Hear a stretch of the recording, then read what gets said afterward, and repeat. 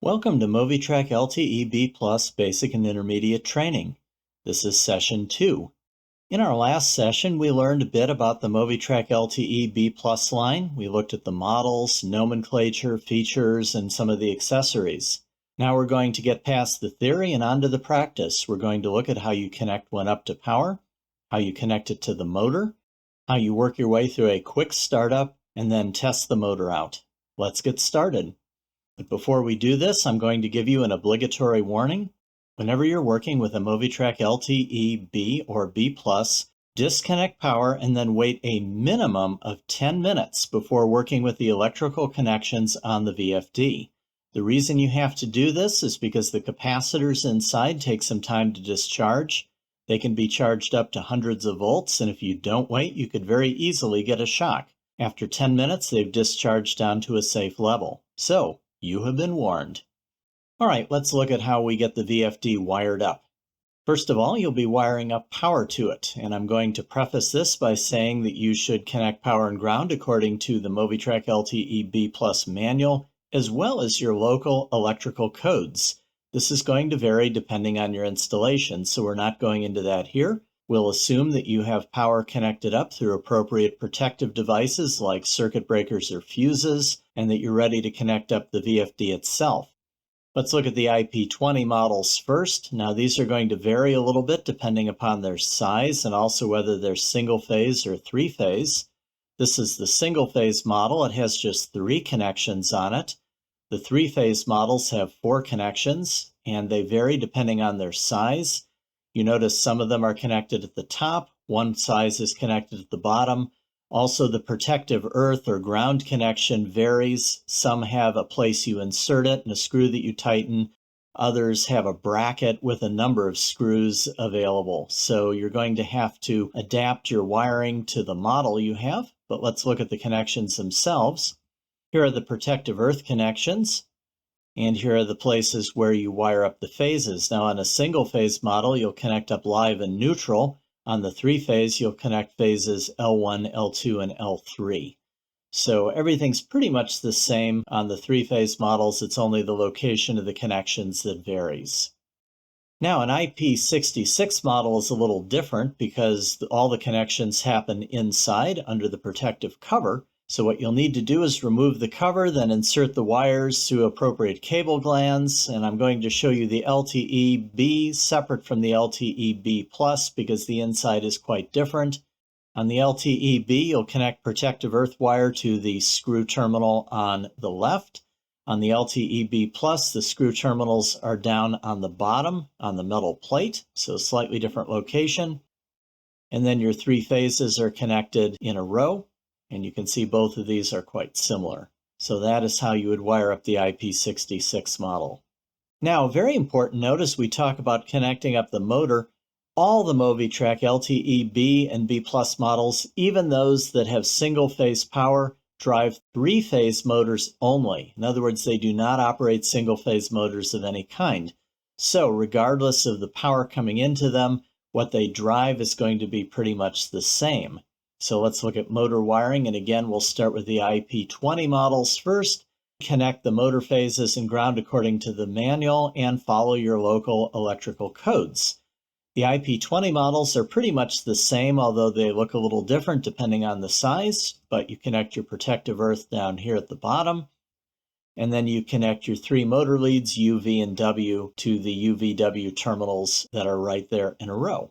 Pretty simple, pretty straightforward. The IP66 models, again, have all the connections inside under the cover, and there are some differences between the LTE-B and LTE-B Plus models, but pretty much they're the same. Here are your protective earth connections, and here are your UVW connections. So pass the wires through an appropriate cable gland, connect them up, and you're good to go. So why don't we do a quick demonstration here. I will demonstrate wiring up my demo unit, which is the single-phase model, and of course I have a 3-phase motor attached to it. So let's take a look at that. So the first thing we're going to do is connect up the ground and power wires, and since I'm using stranded wires, I've crimped ferrules onto them, so I'll get a good connection with the screw terminals on top. Let's hook those up.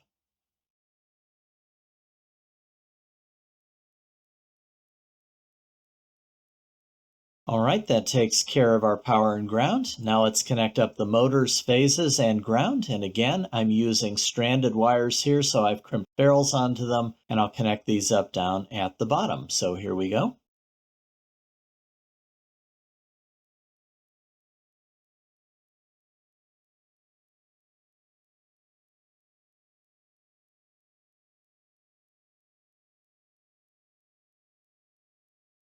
All right, so that's wiring up the motor. That is the minimum you have to do to get a MOVITRAC LTE-B or B+ ready to go. Now, there may be some additional things you'll want to connect up. For example, if you're using a brake resistor on a model that's capable of taking a brake resistor, you might be wondering where you connect it. Well, it's fairly simple and straightforward. On the IP20 models, they all have the brake resistor in the same place down near the bottom. I'll warn you that some models do have removable plastic plugs that you'll have to pop out first. The picture at the very top shows the plugs in place, so those will have to be broken out. And then you'll make your connections right here between the plus and BR terminals.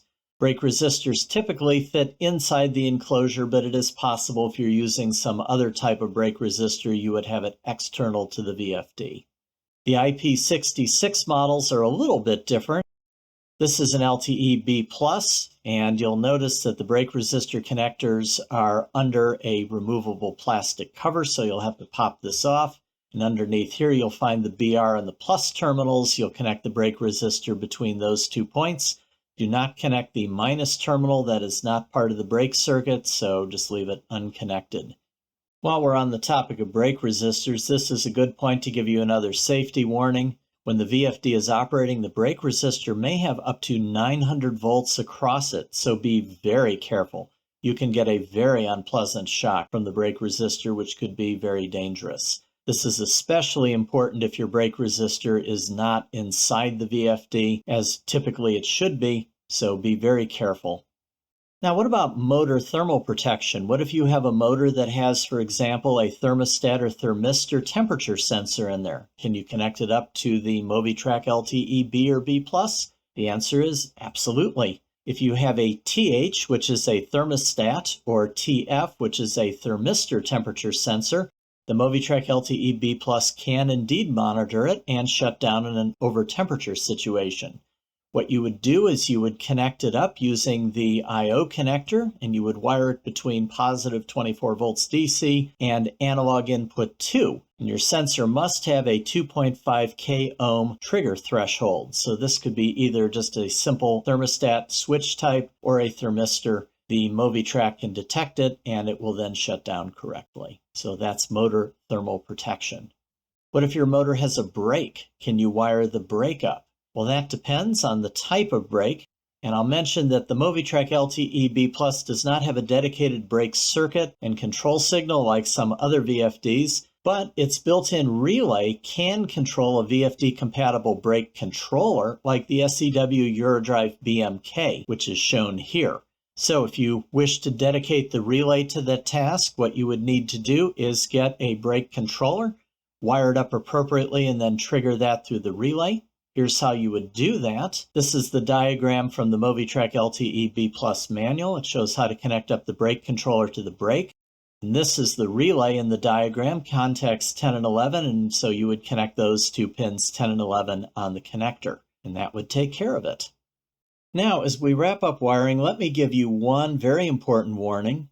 Although the MOVITRAC LTE-B and LTE-B+ can work with a brake, as I've just shown you, through a brake controller, they must never, repeat, never be used for hoist, vertical, or angled applications. The way they handle the brake is not appropriate for these. The load could fall or slide. The brake is only meant to be used in horizontal applications where it is not crucial for safety situations. If you need to support a hoist, let me recommend the MOVITRAC LTP line of VFDs. That's the next line up from the LTE-B line.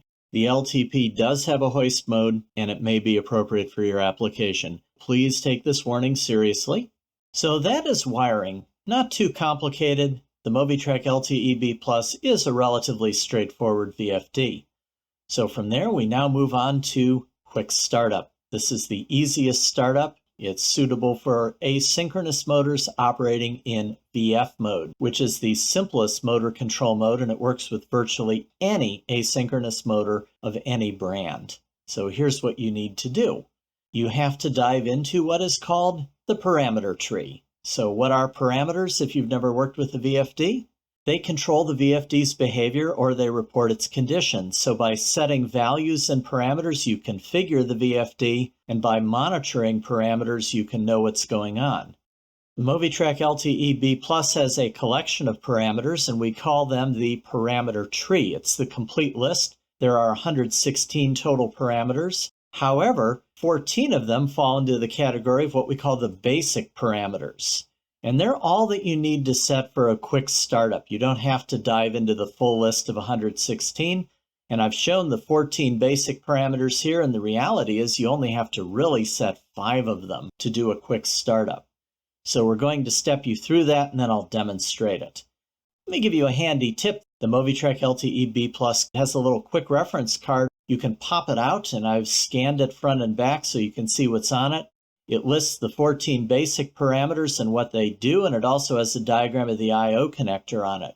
So if you don't have a manual and you're doing a startup and you've forgotten what a parameter does or what a connector signal does, you can pull out the quick reference card and consult it and get going right away. Very handy. Now to do a quick startup, you're going to set parameters using the keypad. You don't have to use a PC, you don't have to plug into the VFD, you can use just these 5 buttons to set up the parameters. Let me talk about how that works. First of all, be aware that all buttons do have multiple functions, and they depend on whether the VFD is stopped, running, or in parameter edit mode. Let me just quickly outline all the functions these buttons have. This button here is used for starting the VFD when it's stopped. It's also used for reversing direction when the motor's running. This button will stop the VFD, and if there's a fault, you can use this button to acknowledge it, clear it, and get back running. The hexagon key is called the navigate key. It does 3 things. When the VFD is running, it changes between different status displays. If you hold it down, it's used to access the parameter tree. And when you're editing parameters, it functions like an enter button to accept the value that you've set. The up key is either used to control the speed. It increases speed when the motor's running. It's used for increasing parameter values when you're editing parameters. And as I'm sure you can guess, the down button does the opposite. It either reduces the speed or a value, depending on whether you're running the drive or editing parameters. And that is the keypad. So let's go through the quick startup process, and I'll show you how to use these buttons and the display to set up just what you need to set up to get the motor running. The first thing you should do before doing a startup is reset the VFD. We sometimes call this factory defaulting it. Factory resetting or factory defaulting returns all the parameters to their default values, so it's a good thing to do. It kind of gives you a clean slate. Before you factory reset the VFD, digital input 1 must be either switched off or left unconnected. This disables the VFD. It's a safety feature because after a factory reset, the VFD can start up if it's enabled. So you always want DI1 to be off or unconnected. What you do then is you power up the VFD and you hold these 3 buttons simultaneously for several seconds. So you hold the stop button, the up button, and the down button. You hold them all at once, you wait a few seconds, and then what will happen is the display will change to PDEF. And that means you have factory defaulted your VFD. In order to clear this message and go into editing mode, you need to then hit the stop button to clear the message. And at that point, you can enter parameter editing mode and set the necessary parameters. Let me just give you another warning here before we look into how to set the parameters. After you have factory defaulted the VFD, if you enable it by turning DI1, digital input 1, to on, connecting it to 24 volts, the motor will immediately start running. So that's not a great idea to ever turn that on after a factory reset. You need to complete the startup before enabling the VFD. Otherwise, it can run unexpectedly, which is a hazard. So again, you have been warned.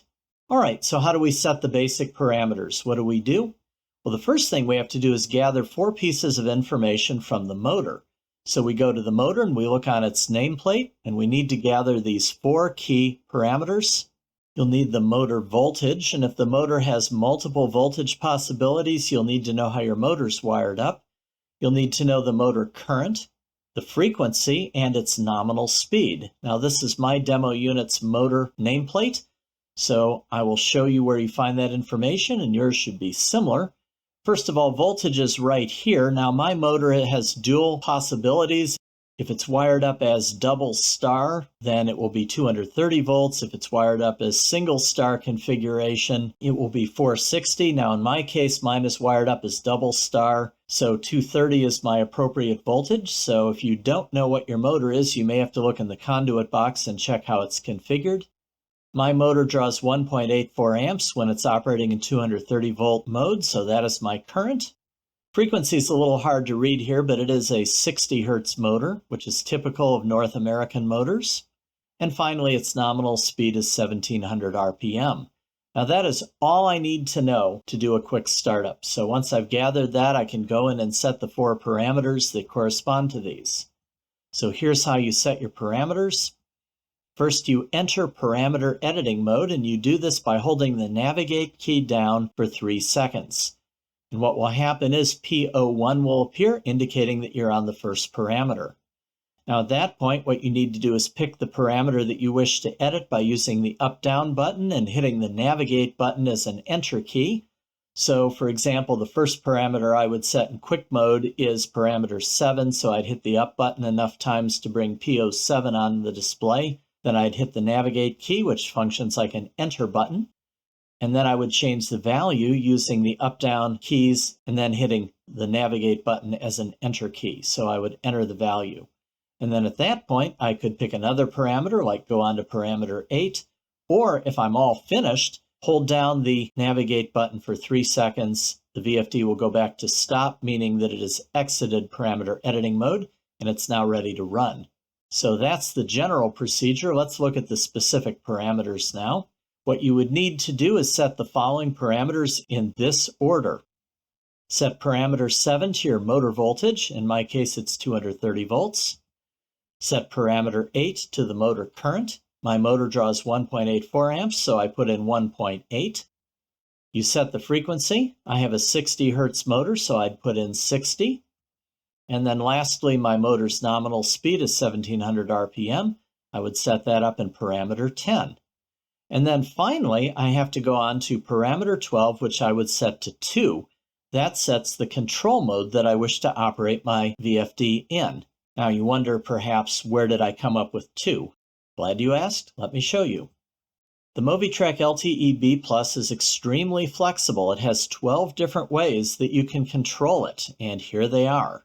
The first mode is called terminal mode, and this is where you control the VFD by switches connected up to its I/O connector. This is sometimes called binary mode.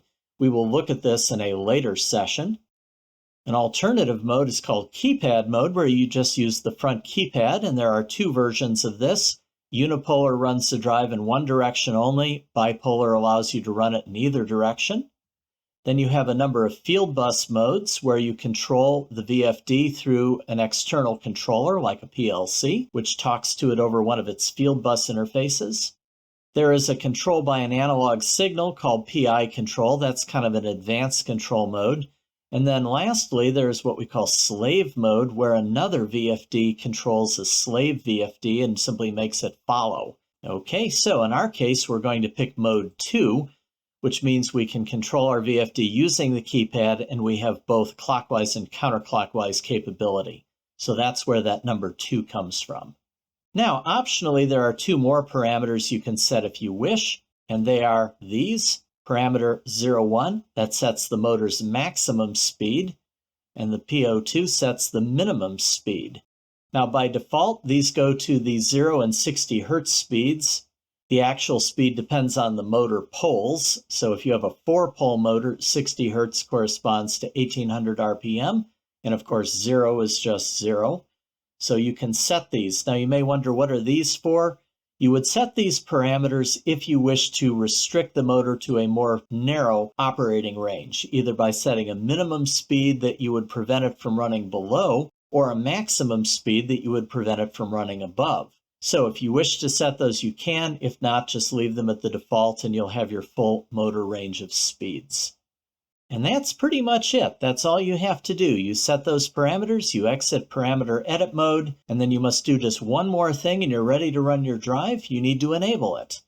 And the way you enable the drive is you must connect digital input 1 to 24 volts. Now you can do this with a switch if you want to be able to turn it on and off, so you could have an enable switch there. But if you don't want to do that, you can just jumper DI1 to 24 volts, which is the connection right next to it. And if you just put a jumper wire there, the drive is permanently enabled and it's ready to go. So how do you run the drive? Using just the keypad. It's very simple. Your keypad will be displaying stopped. So what you'll do is you'll press the start button, and then you'll adjust the speed with the speed up and speed down buttons. So the drive will start up, it will accelerate, and you can tweak the speed to whatever you feel is appropriate. Now, when the drive is running, you can set it up to display the current speed. In this case, my drive is running clockwise at 750 RPM, and I can tweak my speed if I want. If I want to run the drive in the opposite direction, press the start button again. The drive will slow down, stop, and reverse. So in this case, I'm running at minus 750 RPM. That's the counterclockwise rotation. And if I want to halt the drive, I can just press stop and it will decelerate and come to a halt. So operating the drive from the keypad is very simple. And for many applications, this is more than adequate. You don't need anything more sophisticated. When the drive is running, you can display one of 4 status reports on the display.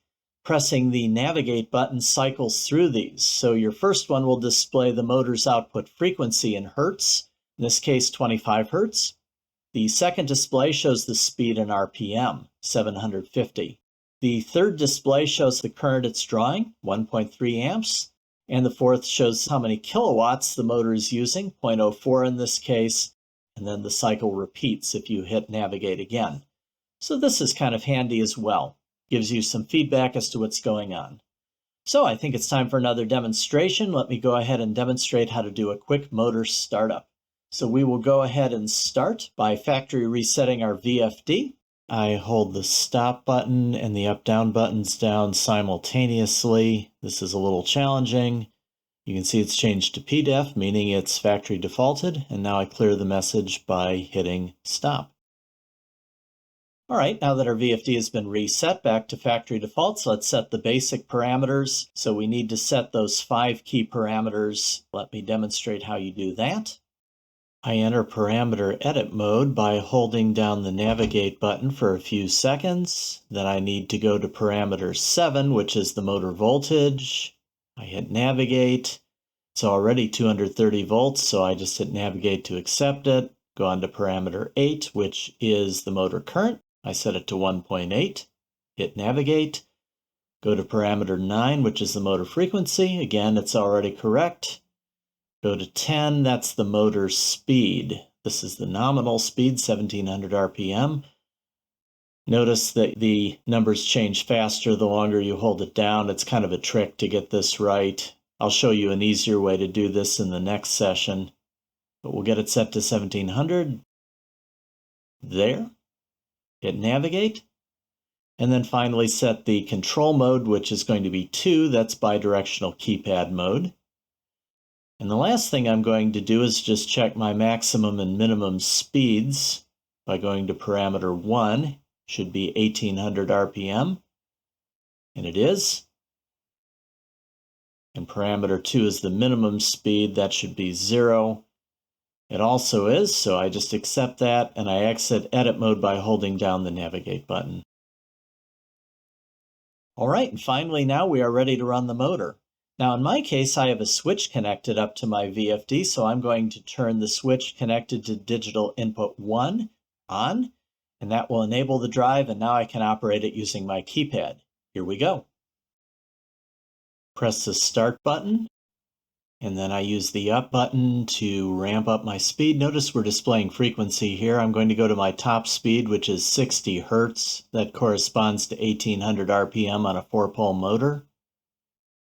I'm cycling through the displays now. There's the speed, the current, power, back to frequency, and we'll leave it on speed. Now I'm going to reverse direction by hitting the start button again. Notice it decelerates rather gradually and goes the other direction.